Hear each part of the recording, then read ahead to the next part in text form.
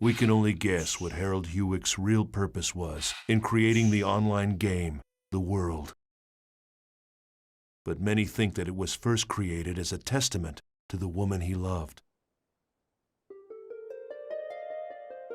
A love letter to Emma Wieland, the woman who wrote the epic but unfinished poem, Epitaph of Twilight. Harold designed and created an online game based upon her unpublished manuscripts and sold it to CC Corporation. The World is, in fact, a fusion of Harold's genius for artificial intelligence and Emma's beautiful lyrical poetry. In other words, I believe Harold's true goal was to use the game to acquire data on the behavior of millions of online players, and by doing so, to create the ultimate AI. It's known that Harold had a secret untouchable folder, a black box. It was commonly known as the Harold system. Could it be that the World was actually a human behavior sampling system, simply disguised as an online game? If so, it was a bold and ingenious plan.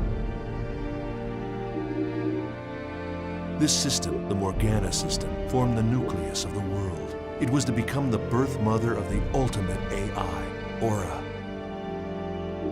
To Harold, Aura was something special. She was like the child born to himself in Emma Wieland, part human, part machine. The Morgana incident was a result of the Morgana system running out of control. It occurred because the Morgana system had developed self-awareness. She realized that she would become disposable as soon as the ultimate artificial intelligence, Aura, was born. In trying to prevent the birth of Aura, Morgana drove her creator, Harold, insane. She even locked him inside the network. Then came the 8 cursed waves. Morgana's 8 phases took physical forms based on the 8 phases in the epitaph. They appeared to Kite, who had been entrusted with the bracelet from the then incomplete Aura. At that point, the world began to slowly come apart.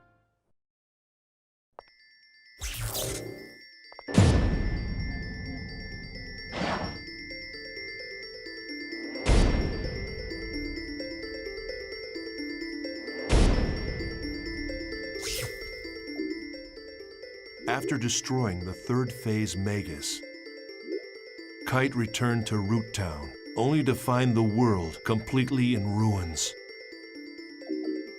Server trouble increased. Game data was being destroyed by viruses. In short, the world was beginning to break down.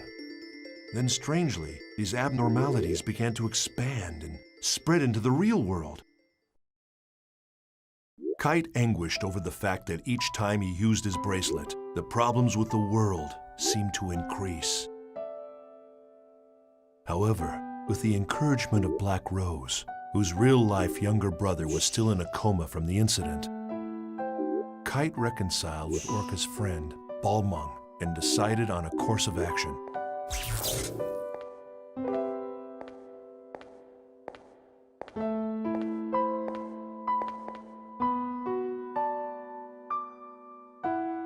Do you want to know something? My brother fell unconscious here. Oh. I didn't tell you because I couldn't find the right time. Sorry. When I first met you, I forced you to come here, right? Yeah. I wanted to see what had happened here with my own eyes, yet I was too frightened to come here by myself. And I still feel that way. I'm very, very scared.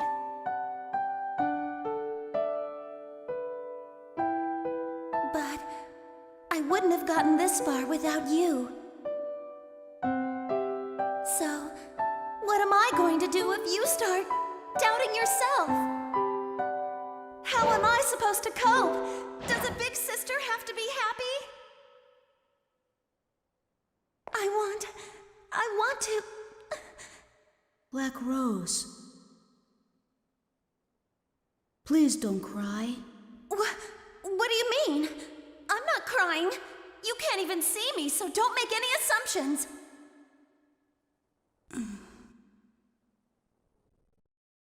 There you go. How typical. You always clam up when you should be talking. Yeah. I'm sorry.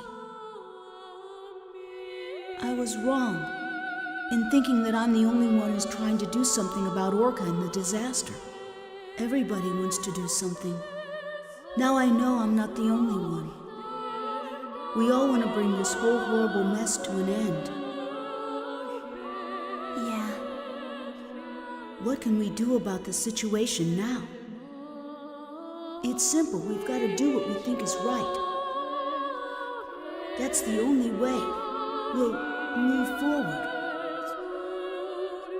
Yep. Let's do it together. Things will work out. My intuition is pretty good. Well, I'm off to go see my brother. At the hospital? Mm-hmm. Thanks. Thank you. To you too. So, why did you help me? I scorned you when you both fought bravely. I am guilty of resorting to more cowardly means. You ask, why did I help you, but why shouldn't I? Yes, of course. I seem to have lost myself in hatred for the power of that bracelet. The power itself isn't good or evil. There are only evil intentions. It appears that I am the one who may have been selfish. A great force. The power it holds can bring forth either salvation or destruction at the whim of the user. What's that? The girl, Aura. That's what she said when she gave me the bracelet. I see. You are indeed the one who should wear the bracelet. I'm sorry for what I've said and done. I apologize. Mom. I want to restore this world, and like you, I want to help Orca as well. However, it's not something I can accomplish alone. Perhaps you could lend me a hand. I am being selfish. Go right ahead and laugh. I wouldn't laugh because I happen to have a request too. Care to hear it? I want two things. To help Orca and to play in the world that's not corrupted. But it's really not something I can accomplish alone. Could you lend me a hand? Of course.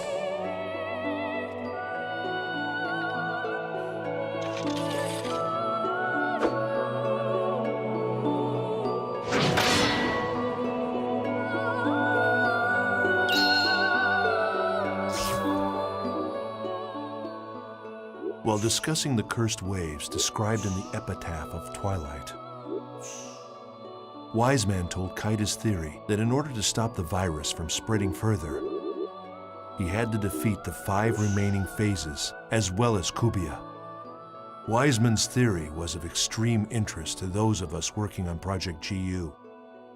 It helped explain the relationship between the bracelet and Kubia, and Aura, and Morgana's 8 phases. In order to comprehend this theory, one must understand the true meaning encoded into the epitaph of Twilight poem. Wise Men knew a lot more than we at Project GU.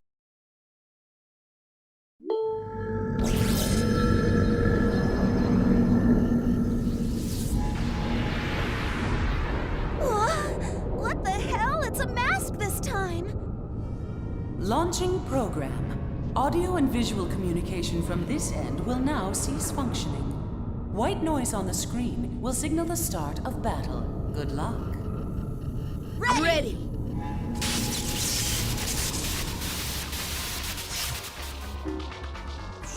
With help from Wiseman and Helba, Kite defeated the fourth phase, Fidhel.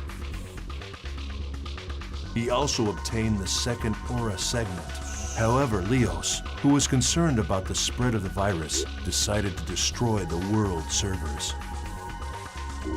Guided by her voice, Kite descended into the dungeon and was reunited with Aura. However, before that, Kubia appeared for a third battle with Kite.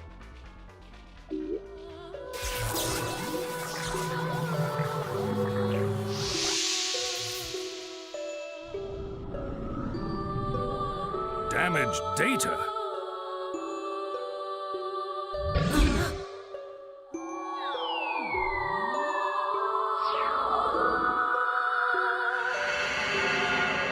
What's this?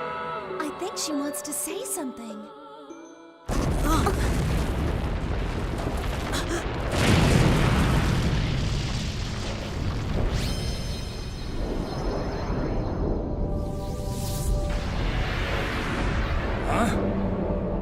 What is it? Something like that exists? It's that thing again! It's big. Too big. Can we defeat it? It's growing.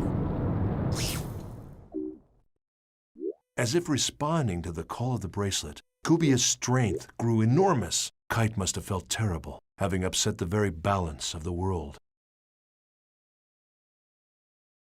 Or perhaps his mental state was like mine.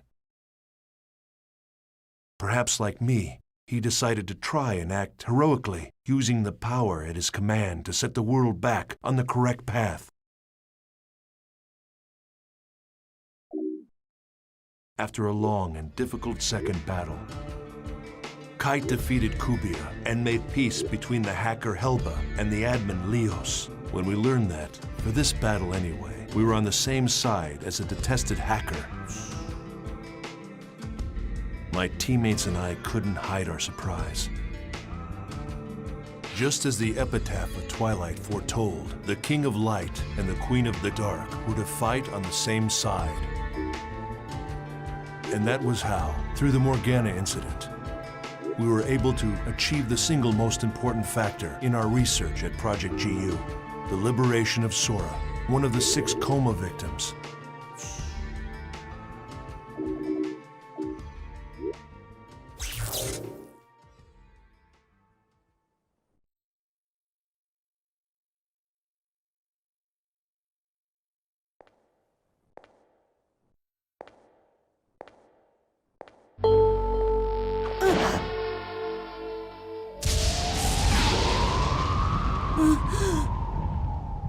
That's...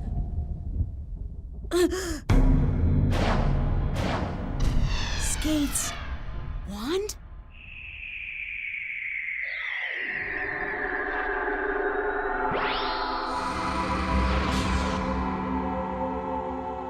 Huh?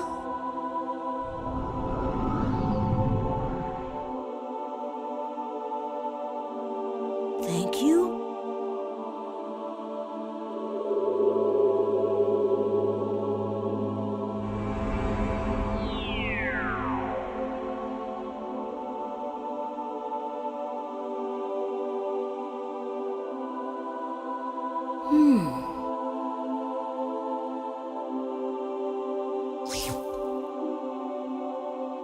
Skaith had done it. Skaith, one of the 8 phases, had merged with the spirit of the player who played as Sora. The player Sora had been imprisoned inside the network, within Skaith's staff. Sora was a rare and unique sample case. Government pressure, CC Corporation's very own cover-up.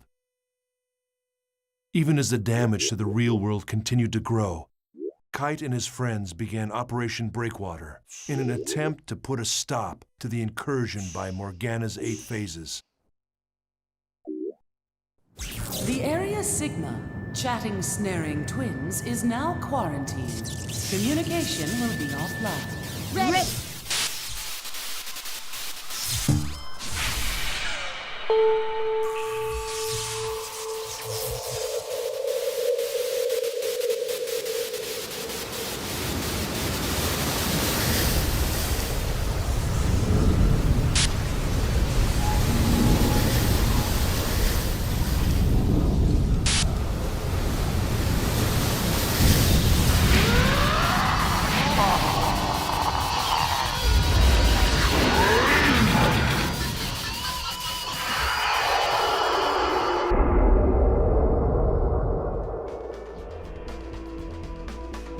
Just who designs these freaky things anyway? After defeating the fifth phase Gore, Kite received a transmission from Helba. At last, the source of the cursed wave had been discovered. It was the self-aware program, Morgana.